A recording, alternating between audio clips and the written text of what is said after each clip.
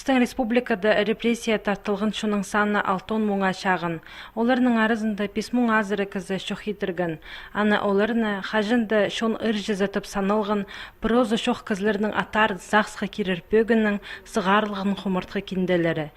Пастағызы 1999 жылды шарықты көргін. Анды 30-40 жылырдаға керектер танықтылып барған. Аның соның пазы әкі том темнелгін. Бұна да 4-ші шартық сығарлық барды. Полуг тоғыстың пастығы жазы Николай Абдин пулша. Мемориал бірігістің пастағы остығы жазы поза архивтерді тоғынып, істізік тоғыстардың апарғын.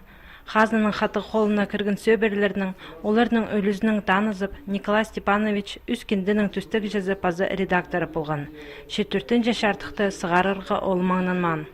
Қызы Мария Николаевна Абдина ол тоғысты апарған и ол біздің организацияның хады пазы министерства труда пазы социальной развитиедың ол тоғысты тосқанын. Хумыртқа кендінің прай шартықтарында мемориал бірігістің кізлері Клара Торосова-Шаламова, Клара Кызласова өткін аралысқаныр.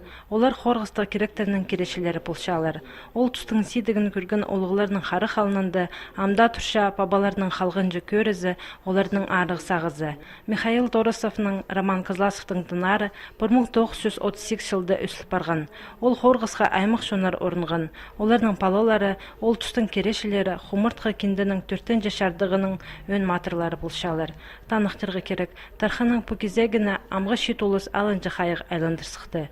Бұ тема диплом паза наука тоғыстары шардылшалар. Аның ар налысыған кенді оларға уға тузалық бұлар.